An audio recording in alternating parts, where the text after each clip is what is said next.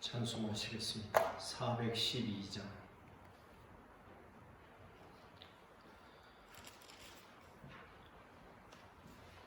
(412장으로) 찬송합니다.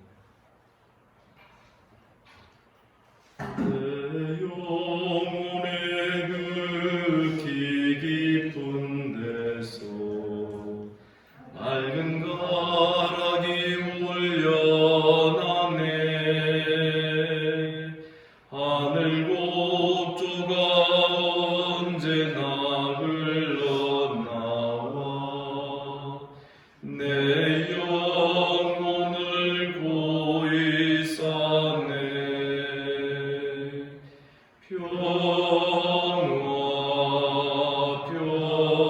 평화로다 하늘 위에서 내려오네. 그 사랑의 물결이 영원토록 내 영혼을 덮으소서. 내 마음속에 솟아난 이 평화는 깊이 묻힌 보배로다. 나의 보화를 캐내어 가져갈 자 그 아무도 없으리라.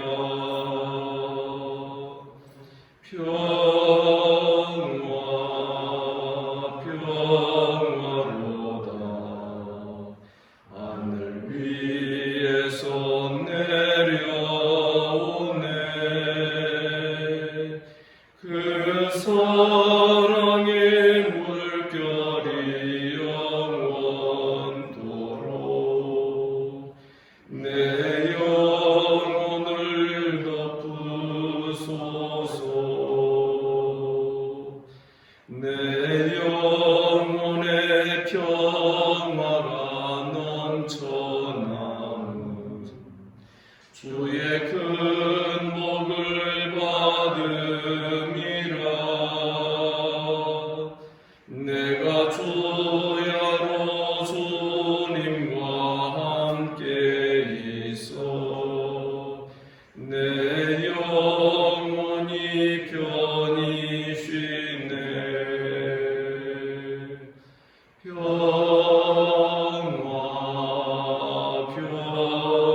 평화로다 하늘 위에서 내려오네.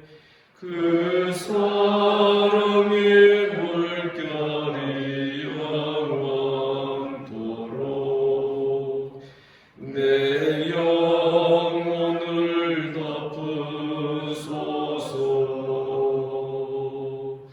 이 땅 위에 험한 길 가는 동안 참된 평화가 어디 있나.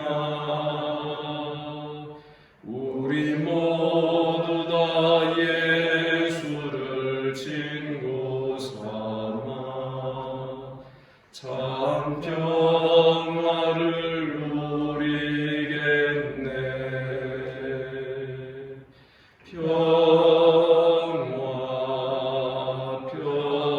평화로다 하늘 위에서 내려오네. 그 사랑의 물결이 영원토록 내 영혼을 덮으소서.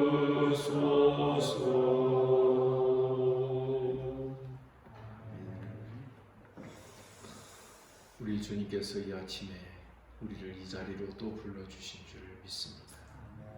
사도신경으로 신앙 고백 드립니다. 나는 전능하신 아버지 하나님 천지의 창조주를 믿습니다. 나는 그의 유일하신 아들 우리 주 예수 그리스도를 믿습니다.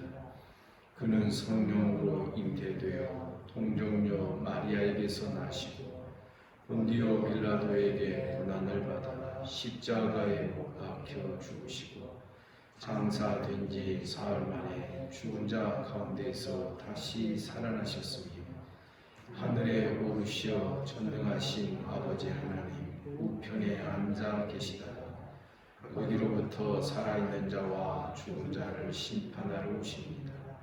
나는 성령을 믿으며 거룩한 공교회와 성도의 교제와 죄를 용서받는 것과 몸의 부활과 영생을 믿습니다. 아멘. 하나님 말씀 이사야서 2장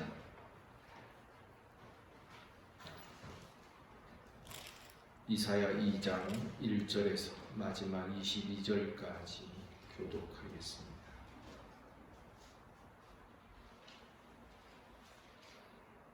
아모스의 아들 이사야가 받은 바 유다와 예루살렘에 관한 말씀이라. 마지막에 여호와의 산에 산이 모든 산꼭대기에 굳게 설 것이요 모든 작은 산 위에 피어나니 만나니 그리로 머리를 것이라. 많은 백성이 가며 이르기를 오라 우리가 여호와의 산에 오르며 야곱의 하나님의 전에 이르자. 그가 그의 길을 우리에게 가르치실 것이라. 우리가 그 길로 행하리라 하리니 이는 율법이 시온에서부터 나올 것이요 여호와의 말씀이 예루살렘에서부터 나올 것입니다. 그날에 사이에 하며 많은 백성을 함께하게 되니 우리가 그들의 칼을 쳐서 보수를 만들고 그들의 창을 쳐서 납치를 만들 것이며 이 나라와 저 나라 다시는 시온을 펼치지 아니하며 다시는 그들을 연습하지 아니하리라. 야곱 족속아 오라 우리가 여호와의 빛에 행하자. 주께서 주의 백성하고 족속을 버리셨으면 그들에게 영광과 풍성이 가득하며 그들이 그들의 사람들 같이 춤을 추며 이 나라가 서로 소멸하여 얼마나 그 땅에는 은금이 가득하고 보화가 무한하며 그 땅에는 마필이 가득하고 병거가 무수하며 그 땅에는 우상으로 가져가므로 그들이 가져가므로 죽고 자기 손가락으로 만든 것을 경배하여 천한 자도 절하며 귀한 자도 굴복하오니 그들을 용서하지 마옵소서. 너희는 다윗의 걸어가며 진철에서 여호와의 의와 그 광야의 영광을 피하라. 그날에 눈이 높은 자가 낮아지며 교만한 자가 굴복되고 여호와께서 홀로 높임을 받으시리라. 여호와의 날이 모든 강한 자와 거만한 자와 악한 일하려니 그들이 낮아지리라. 또 레바논의 높고 높은 모든 백향목과 바산의 모든 상수리 나무와 모든 높은 산과 모든 수사로운 작은 언덕과 모든 높은 망대와 모든 견고한 성벽과 다시스 모든 배와 모든 아름다운 조각물을 임하려니 그날에 자고한 자는 굴복하되 교만한 자는 낮아지고 여호와께서 홀로 높임을 받으실 것이요 우상들은 온전히 없어질 것이며 사람들이 암열과 토굴로 들어가서 여호와께서 땅을 진동시키려고 일어나실 때에 그의 위엄과 그 광대하심의 영광을 피할 것이라. 사람이 자기를 위하여 편리하려고 만들었던 우상과 큰 우상 그날에 그들과 바퀴에게 생기고 암열과 험악한 바위 틈에 들어가서 여호와께서 땅을 진동시키려고 일어나실 때에 그의 위엄과 그의 그 광대하심의 영광을 피하리라. 너희는 인생을 위하지 말라. 그의 복음은 홍해서 나니 정말 가치가 없느니라. 1절부터 4절까지에는 말일에 일어날 하나님의 나라의 영광의 회복을 우리에게 보여줍니다. 2절에 보니 말일에 여호와의 전에 산이 시온 산을 말합니다. 모든 산 꼭대기에 굳게 설 것이요 모든 작은 산 위에 뛰어나리니 만방이 그리로 모여들 것이다. 그랬습니다. 이 말일이라는 것은 종말의 때를 말하고 이것은 12절에 보면 만군의 여호와의 날이다. 이렇게 우리가 해석을 하게 됩니다. 그래서 시온을 중심으로 하여 하나님의 교훈과 율법이 나오게 되고 그 가르침을 받기 위하여서 만방이 그리로 모여들게 되고 그래서 많은 백성이 3절에 보니 말하기를 오라 우리가 여호와의 산에 오르며 야곱의 하나님의 성전에 이르자. 그가 그의 길을 우리에게 가르치실 것이라 우리가 그 길로 행하리라 하더니 이는 율법이 시온에서 나올 것이요 여호와의 말씀이 예루살렘에서부터 나올 것입니다. 구원받은 하나님의 백성 택하신 자들이 이 시온을 중심으로 하여 모여들면서 하나님의 가르침과 하나님의 교훈과 율법의 말씀 앞에서 그들이 그 말씀을 찾고 구하기 위하여 시온으로 모여들 것을 우리에게 보여주는 것입니다. 사실 이것은 하나님의 원래의 계획이기도 하셨습니다. 시온을 택하실 때에 먼저 다윗을 택하시고 이 다윗이 유다와 이스라엘 전체의 왕으로 등극하게 됐을 그때에 사무엘 하에 보면 제일 먼저 행한 일이 시온 산성을 빼앗는 것이었습니다. 시온 산성을 점령하고 그 시온을 중심으로 하여 이제 하나님의 나라 이스라엘 나라를 새롭게 건설하고 구축하는 그런 작업을 했던 것이 다윗이었던 것입니다. 그리고 이 시온의 성전이 건축됩니다. 다윗성뿐만 아니라 하나님의 성읍인 하나님의 그 왕궁인 성전이 건축이 되고 그때로부터 이스라엘의 모든 역사의 흐름의 중심은 바로 이 시온산이 되었던 것입니다. 시온은 하나님의 나라를 대표합니다. 그래서 시온의 딸들아 하는 것은 하나님의 백성들을 지칭하는 것이 되고 시온에서부터 영광이 나오고 시온에서부터 말씀이 나오고 그래서 백성들의 마음속에 그 시온의 대로를 향하여 찾아가는 그 시온의 대로가 반듯하게 넓게 열려있는 자는 복이 있도다라는 말씀까지 기록되어 있는 것입니다. 시온은 하나님의 통치의 중심지. 그래서 이 시온은 구원이 나오기도 하지만은 4절에 보니 심판도 같이 나오게 되는 것이죠.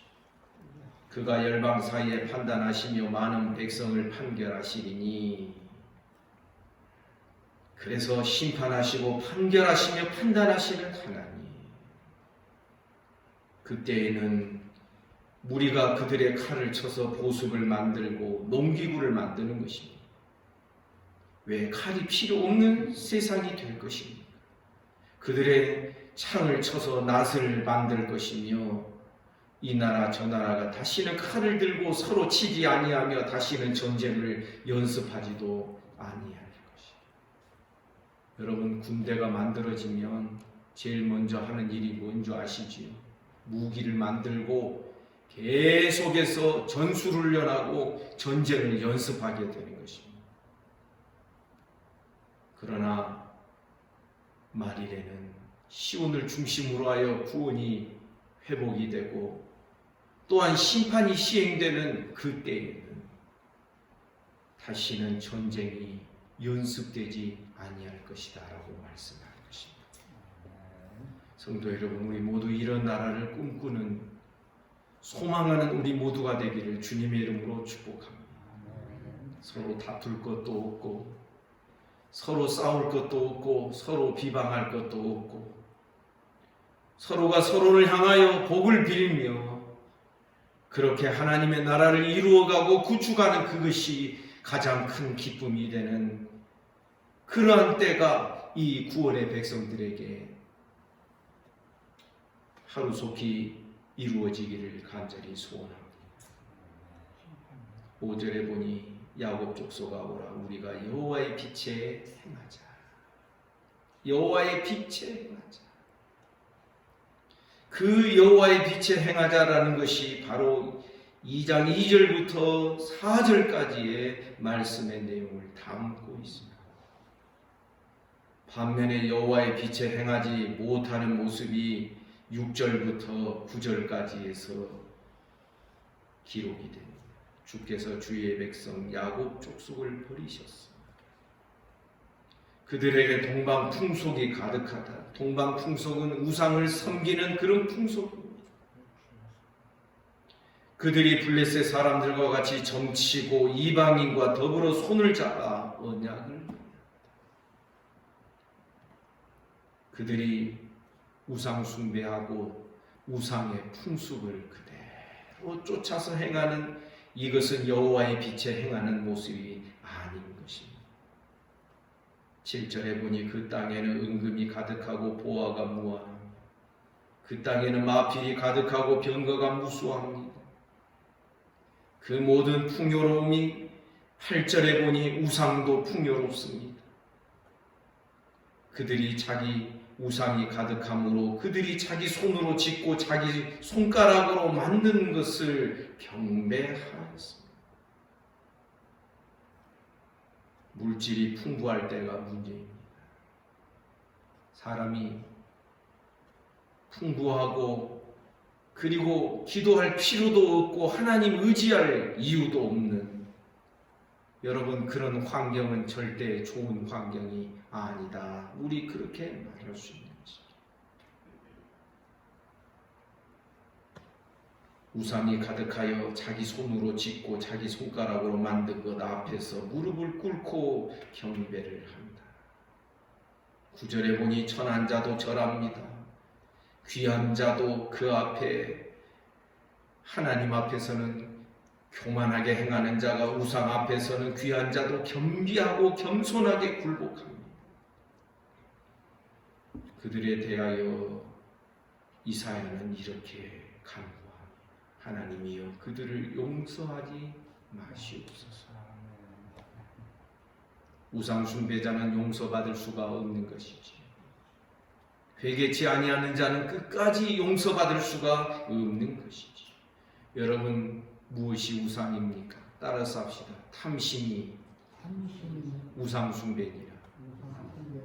오늘날 우리는 신상을 만들어 놓고 우상 숭배 안 합니다. 그러나 마음의 탐심을 가지고 행하게 되면 그 구조가 바로 우상 숭배를 섬기는 구조가 되는 것입니다.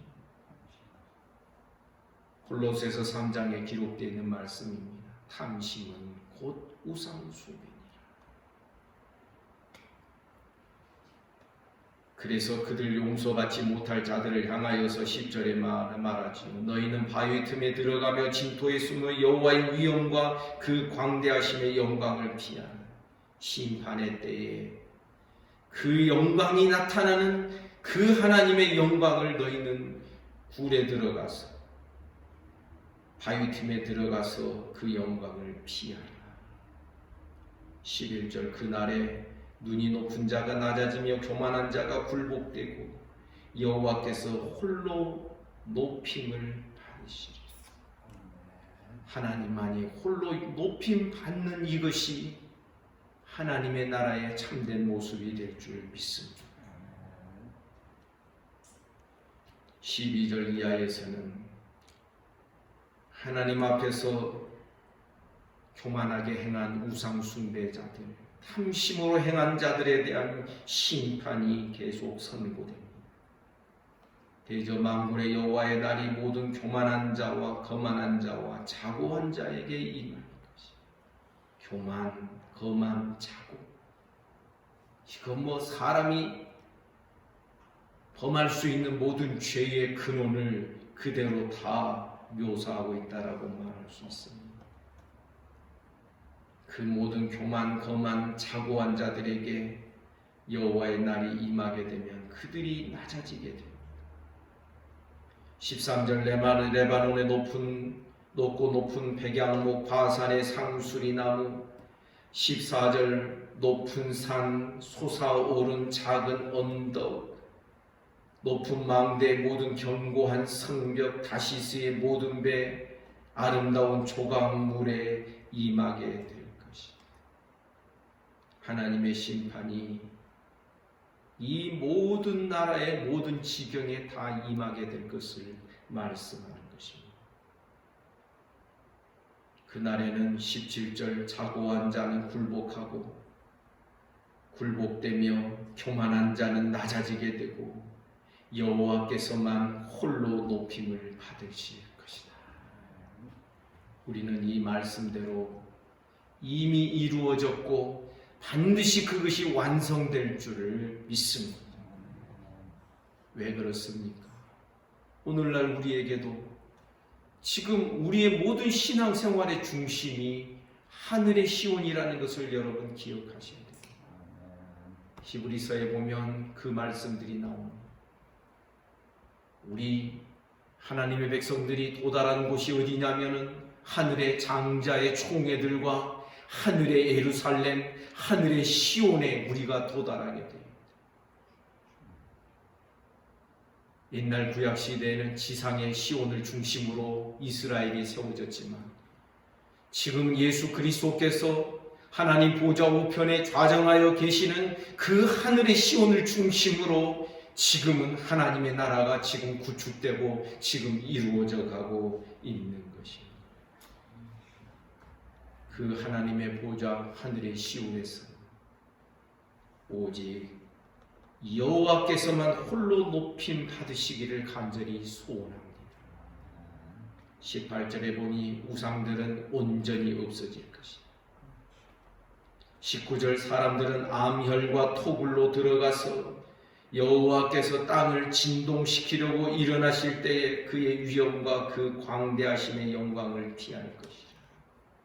여호와께서 땅을 진동시키려고 일어나신다라는 이 표현은 심판을 하시는 하나님의 모습을 묘사하고 있는 것입니다. 그때에는 20절 보니 사람이 자기를 위하여 경배하려고 만들었던 은 우상과 그 우상을 그날의 두더지나 박쥐에게 던지게 될 것이다. 모든 우상들이 이제는 쓸데없이 됩니다. 그런데 우상에게 붙는 수식어가 항상 있습니다. 자기를 위하여 경배하려고 만들었던 은 우상. 모든 우상의 중심은 자기입니다. 자기를 위하여 우상을 만들고 자기를 위하여 우상을 고안해내는 것이지. 그래서 모든 우상 숭배의 중심에는 자기 중심이 있습니다. 하나님 중심이 아닌 것이죠. 하나님께서만 홀로 영광 받으신다. 이 사실 앞에 감격이라는 것이 없는 것이죠. 내가 높임받고 내가 인정받아야 만족하고 기분이 좋은 것이 우상 숭배자들의 특징이 되는 것이죠. 21절에 보니 암혈과 험악한 바위 틈에 들어가서 여호와께서 땅을 진동시키려고 일어나실 때 그의 위엄과 그 광대하심의 영광을 피하게 될 것이다. 사람들이 숨을 것이다. 그러면서 마지막 22절에서 이렇게 말씀합니다. 너희는 인생을 의지하지 말라. 너희는 사람을 의지하지 말라. 그의 호흡은 코에 있을 뿐이다. 그의 호흡은 코에만 깔딱깔딱 붙어 있을 뿐이니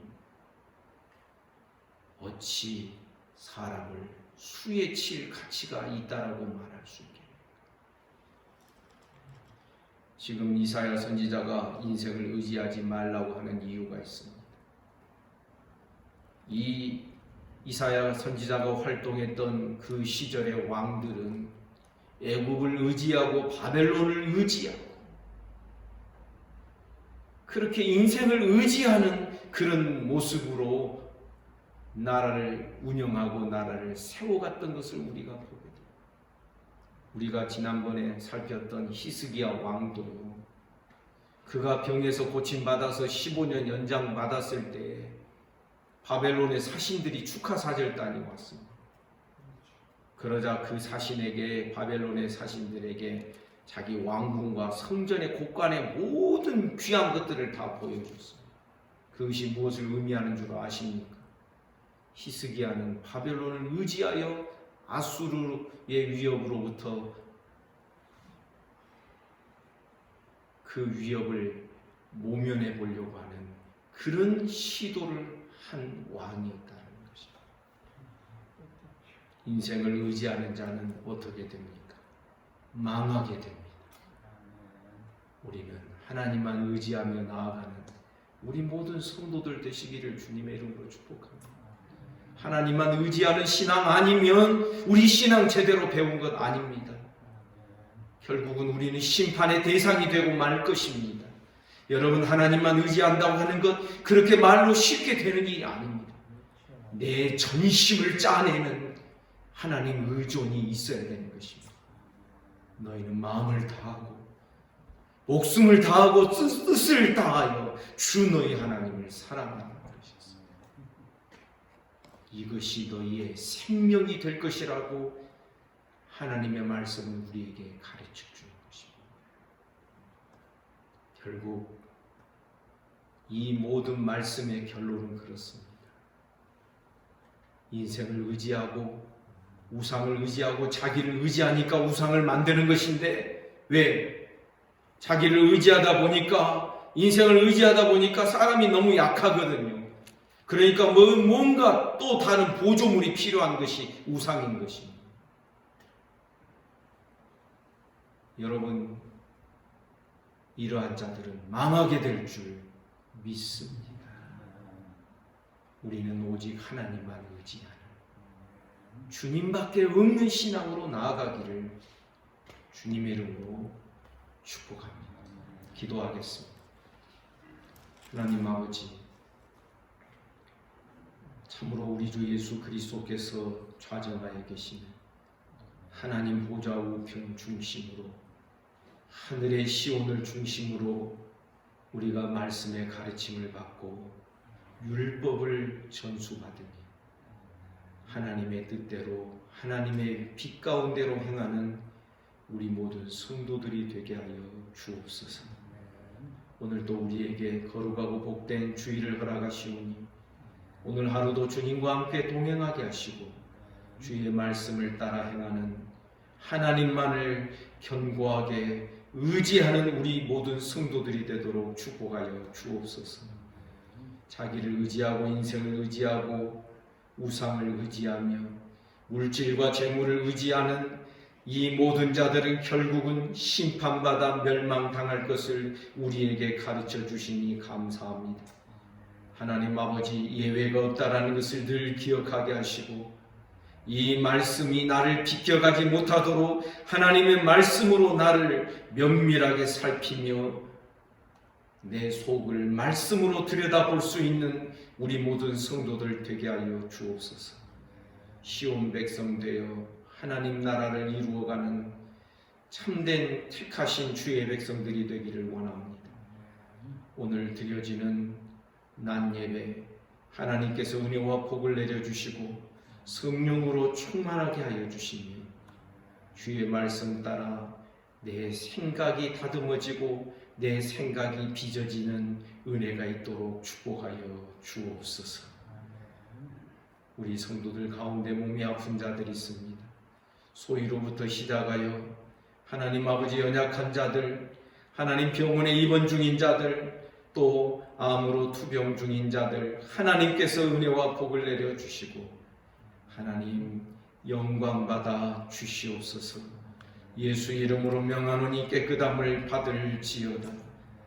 오늘도 저희들 행하는 모든 걸음마다 하나님 함께하여 주시고 나라와 민족을 지켜주시고 한국교회를 불쌍히 여겨주시고 이 지구촌을 살아가는 모든 인생들을 긍휼히 여겨 주옵소서.